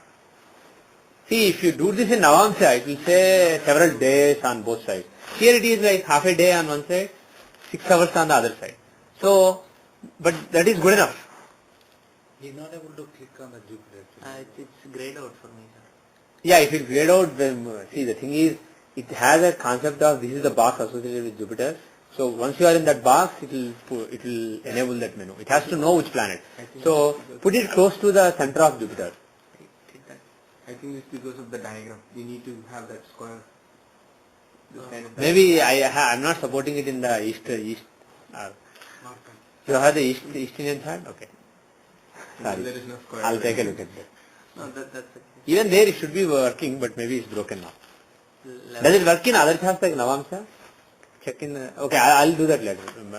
My problem. I'll fix it. I'll look at it. Okay, so you see, right? 11 hours 59 minutes. Yeah, backwards and 5 or 50 minutes forward. Do it for Mars, because Mars changes faster, right? Do it for Mars. 3 hours earlier and 2 hours 7 minutes. Still, see, even for somebody who moves fast like Mars, 3 hours and 2 hours, you are sure that time is accurate within that time, within 3 hours and 2 hours. So you can use it confidently, right? Moon may be unreliable. Look at Moon here. He may be on the border. Look at Moon. 5 minutes 50 seconds earlier, 8 minutes 17 seconds later. So every 15 minutes he is changing. Whereas if you do D10 by D9 instead of D24 by D9, it will be 2.5 times slower. But still, bottom line is you are talking about every 30-40 minutes Moon is changing sign. But so the thing is, depending on the border, he may be, even though he is in Pisces, he may be in Aries just 5 seconds later. So you have to check that, how confident you can be of Moon. But other planets, of course, in some charts, even other planets may be on the border. Just 1 minute later, somebody can change. So you have to basically look at that, but in most cases, in most charts, these planets are reliable. even in D24 by D9 or D24 by D30.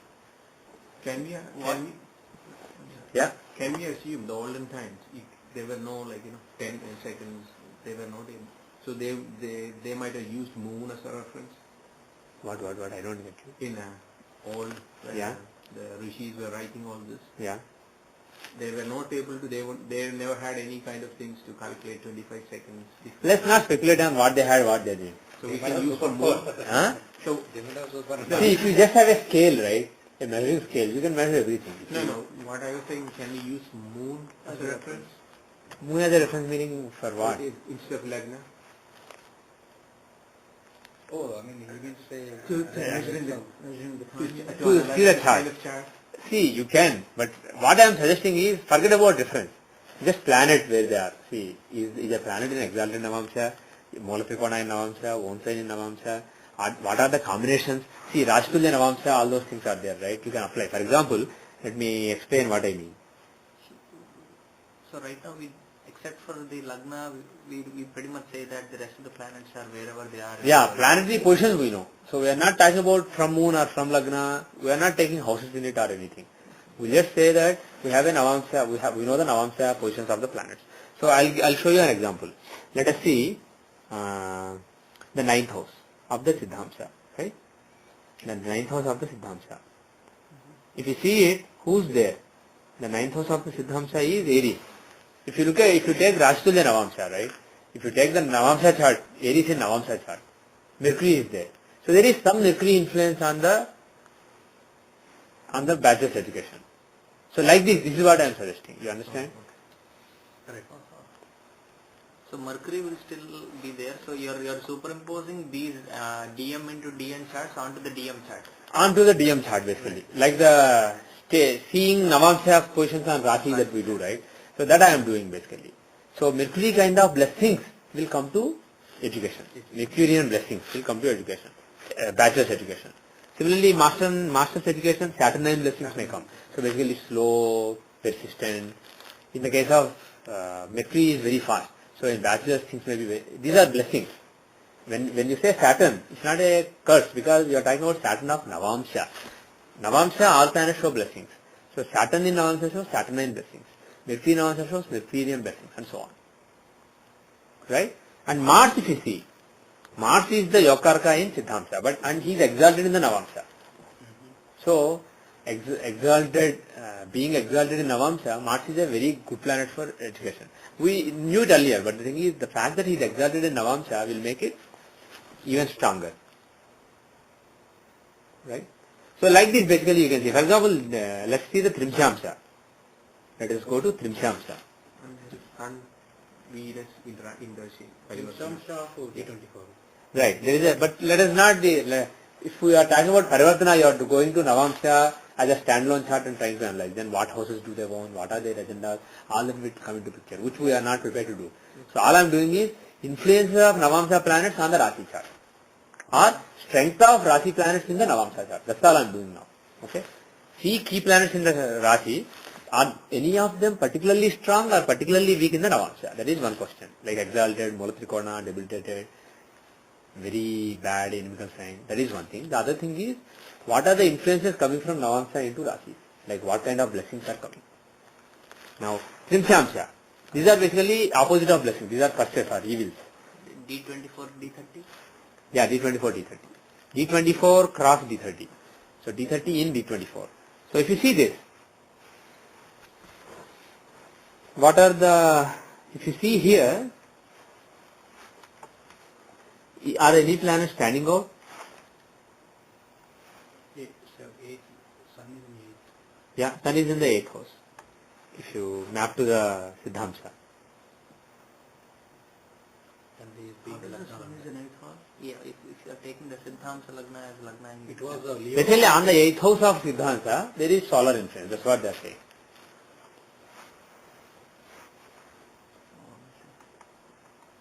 And there was a Lagna.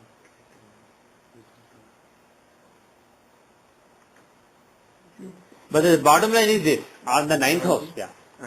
We get ascendant in Aries. Is it right? Yeah, I also get it. But I'm saying it doesn't matter. You should see the planets and Okay. Just the planets. Are any particular planets very strong or very weak? That's basically all we are seeing. Right? Oh, okay. That's all we are seeing. So, Mercury is in own sign with Moon and Saturn.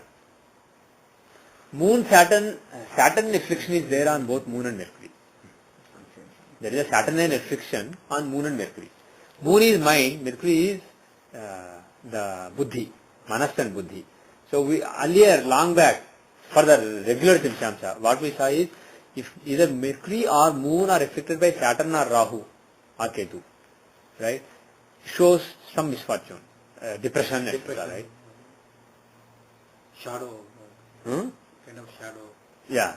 So Saturn here afflicts both Mercury and Moon. Affliction of Moon shows some kind of depression or unhappiness. Affliction of Mercury shows making the Buddhi, basically eclipsing the Buddhi. So slowing down making him dim-witted, little dim-witted basically. So affecting his intelligence, his judgment, and not really judgment. Judgment is Jupiter. Affecting his analytical skills, his thinking ability, affecting his thinking ability as well as his sense of well-being, which is Moon. So that kind of depression, etc. But the thing is, this is not a regular D30. Right. If that is the case, the person will have depression. If this is happening in normal D30, the person will have depression when Saturn Dasha comes or some corresponding Dasha comes. Here, because this is in D24 D30, relating to education, some chance of some sad events that make him unhappy are possible when in corresponding dashas. Right. So dashas based on D24 Vimshati dasha, not normal Rashi Vimshati. In this case, Saturn Mercury. Yeah. Currently he is running Saturn. So right, exactly. So he is running the Saturn dasha now. In the D24 Vimshati dasha, Saturn dasha is running from 2017. 2007. Right. So Saturn dasha was running, and during Saturn dasha, because Saturn is in Trimsha, is affecting Moon and Mercury in the Trimshamsa, he is basically a little unhappy in education. He wanted to do something he is unable to do. Like this basically, you can see not just D24, you can see D24, you can see D9, you can see various things. You can see D10 to see how that knowledge is applied. If you are talking about application of knowledge, application is from D10. So look at D10 of D24. Like this basically you can see there are so many possibilities that are opened up. And the thing is, I had all these ideas like Charadasha. My idea for a long time was treating divisional charts as Rashi chart, and you should be able to do a lot of things. But the thing is, they weren't really working well. There was more noise than signal. So we were just doing some basic analysis of the divisional chart, and we were basically adjusting there. But my feeling now is, a lot of these techniques will actually start to work. We just have to apply them. Just a question. Yeah. Just as how we are superimposing, going Yeah. into D24, Right. D30 chart, Yeah. we are retaliating it on D24. Mm-hmm. I think the same thing could also be done on the Rashi chart. Yeah. And Well, if you do on Rashi chart, you have the basic yeah, you're doing this Yeah. back on the Rashi chart. Yeah, but what is your point? That's what we That are. is That's what we were doing that is before. what we are doing. That's what we were doing before. This is actually one more step. This is basically Discussion. taking, instead of saying so and so person, his life. Now look at different aspects. Instead we are saying, okay, take so and so life of this person, professional life of this person, academic life of this person, spiritual life of this person, and dissect it. What are the misfortunes there? What are the fortunes there? How is he? What kind of karmas he is doing in that? What kind of fortune he has there? What kind of blessings are there? What kind of evils are there? So you are going basically, you are focusing on that. You are zooming into that basically, one particular area of life, and trying to throw some light there. Right? Okay. Any questions, any comments?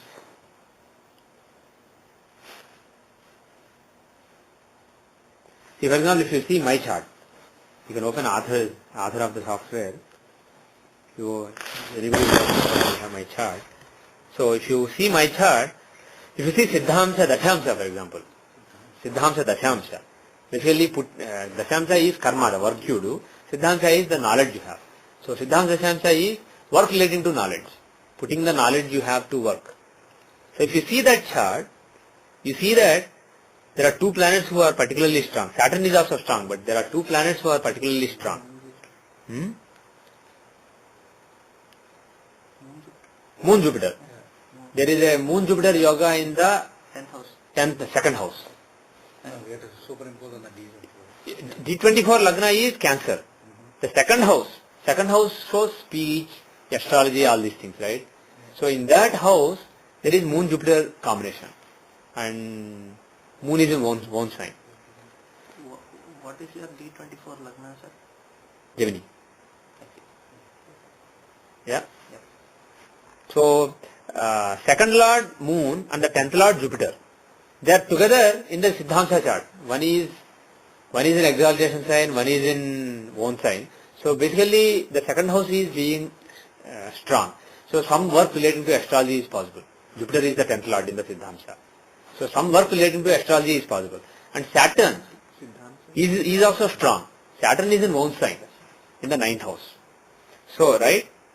So basically, if you take 9th house, because he is in own Navamsa, his blessings will come on the 9th house. So what kind of blessings will Saturn bring? This is basically now, not blessings, the work. We are talking about the work, the kind of work you do, right?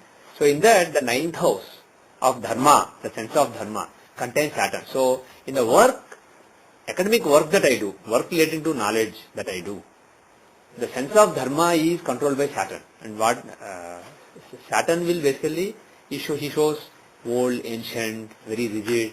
So basically, not necessarily Vedic, but basically traditional. So, but the problem is Sun is also there. Saturn in the Navamsa is with Sun.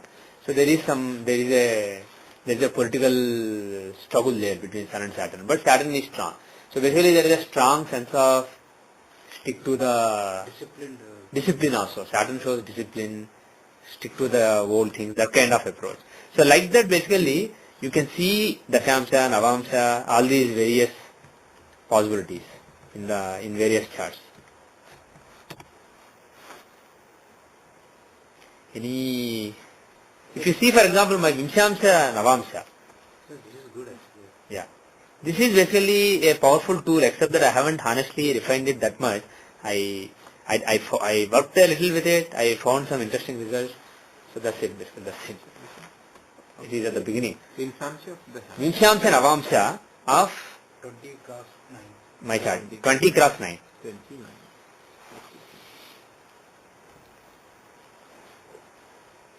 If you see Vimshamsa Navamsa, so one planet really stands out in this chart, in the Vimshamsa Navamsa. Right? Who? Saturn. Because he is in own sign, right? So Saturn is very strong, and in the Vimshamsa itself, Saturn is 9th and 10th Lord. So 9th is Dharma and 10th is 9th is Dharma and 10th is Karma, the work that you do. So 9th and 10th Lord and Yokarka of the Vimshamsa, because he is in own sign in the Navamsa, he brings blessings to the Dharma and Karma. And especially being in the Capricorn Navamsa, he basically, the sign of Capricorn in the Vimshamsa gets Saturnine blessings. And what does the sign of Capricorn show in the natal Vimshamsa? It is the 9th house of Dharma. So what does it show? When it comes to Dharma, sticking to Dharma in religious pursuit, it shows basically patience, perseverance, hard work, and sticking to tradition, etc.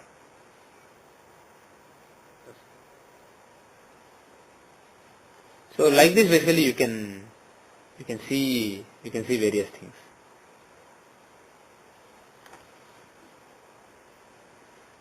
And you can see the dashas, you can see which planets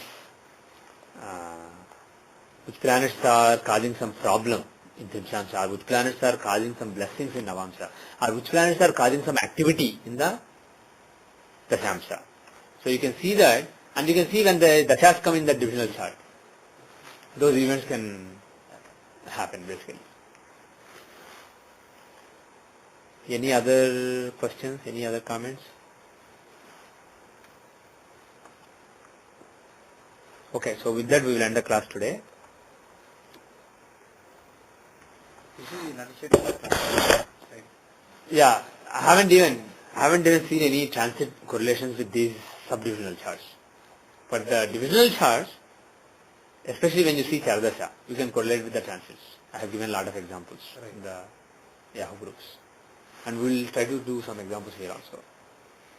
Actually, let's do one thing. From that point of view, let us look at Tarun's chart again.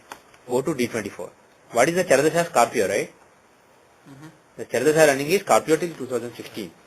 So, from Scorpio, how are the transits right now? One of the lords, there are two lords, Ketu and Mars. One of the lords is in the 8th house. Basically, Rahu Ketu are in the second 8th axis. In the natal chart, natal D24, Rahu Ketu are afflicting Scorpio. Right. And right now, they are in the 8th house, second house axis.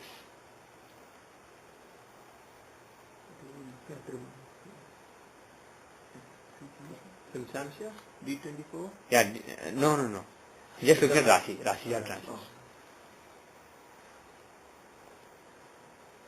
So right now actually the 5th house Jupiter, 5th house contains 5th lord Jupiter. So this transit is good for education. 5th lord is in the 5th house. So getting admission to a good university, all these things are possible during this time. 5th house is very strong. But the problem is the second and 8th has Rahu Ketu.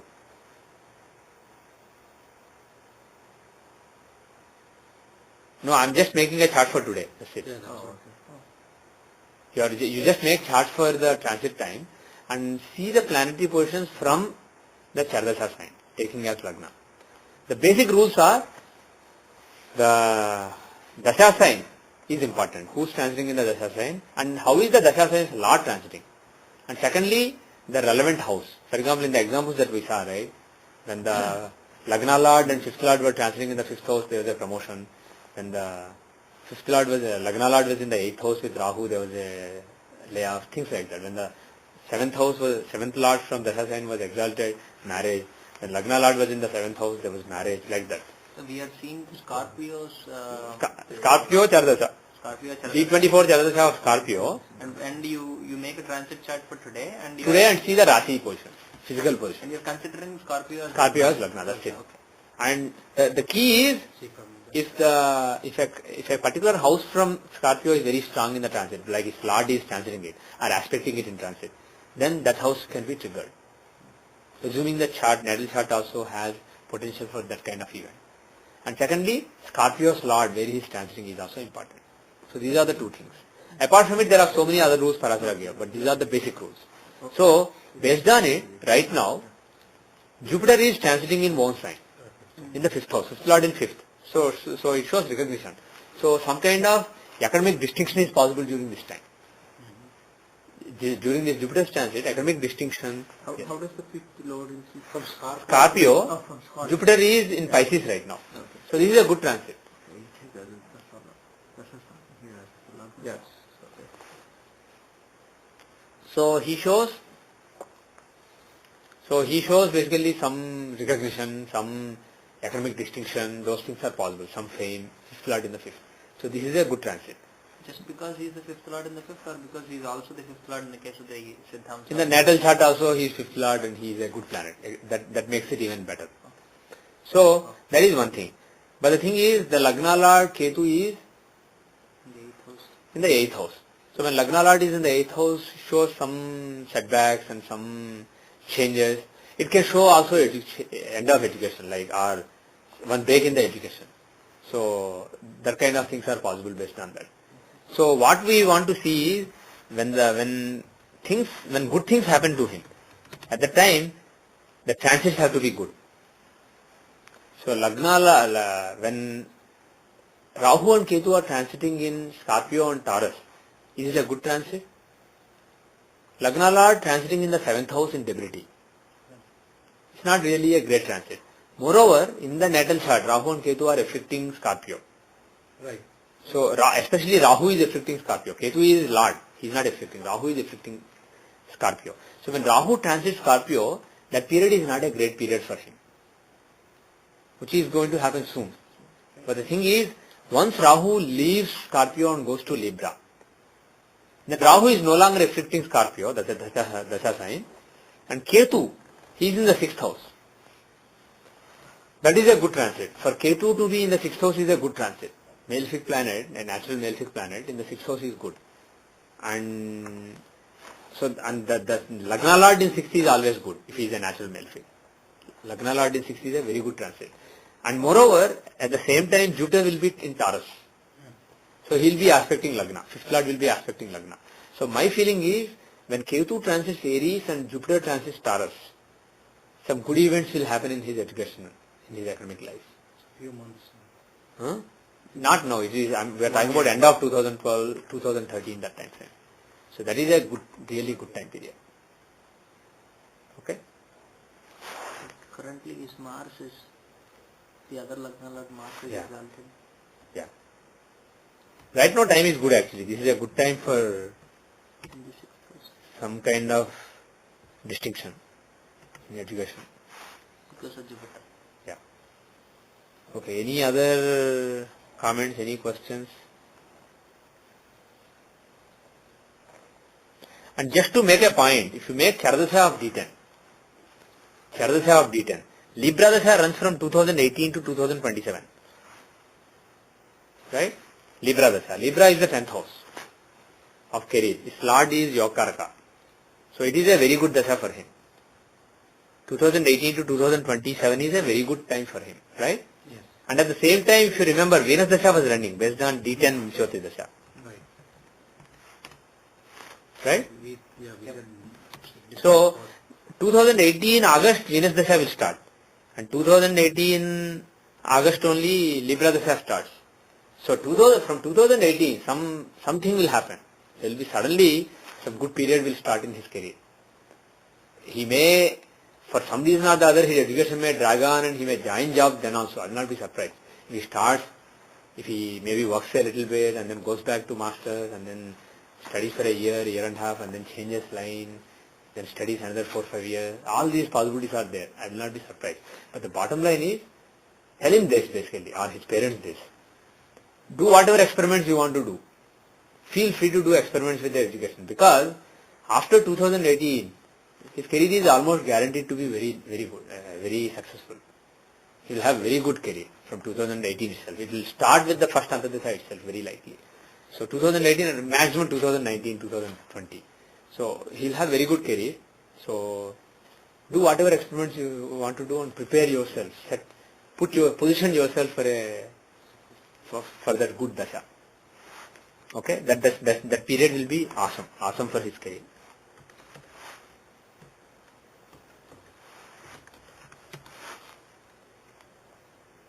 Any other comments, any questions, anything you want to say? Anything you want to add? Okay, so with that we will end the class. Thank you. You're welcome. So what I suggest is just a wrapping word with this Surya Siddhanta option basically. See as many charts as you can, and some things that we know have to be unlearned and some things have to be relearned. But whenever you are in doubt, go to Parasara. What does he say about functional nature? What does he say about various combinations? What does he say about so-and-so house lord being in so-and-so house? So go back to Parasara and read and try to benefit from it. Okay? Om Loka Samasta Sukhino Bhavantu Sarve Dharmika Jana Sukhino Bhavantu Yavad Bhumandale Sanatana Dharmo Vardhatu Visheshatah Bhartakhande Om Shanti Shanti Shanti Sarvam Shri Krishnarpanamastu. Om Shanti Shanti Shanti.